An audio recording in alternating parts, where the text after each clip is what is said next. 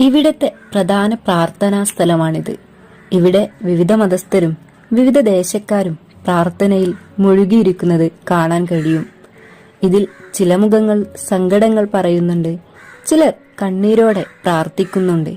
കുറച്ചുപേർ ഖവാലി സംഗീതത്തിന്റെ ആസ്വാദനത്തിൽ മുഴുകിവരും ഉണ്ട്. ദർഗയ്ക്ക് മുന്നിലായി രാത്രികളിലും പകലുകളിലും നമുക്ക് പ്രാർത്ഥനയും പ്രകീർത്തനവുമായി ഖവാലി സംഗീത സദസ്സ് കാണാൻ കഴിയും.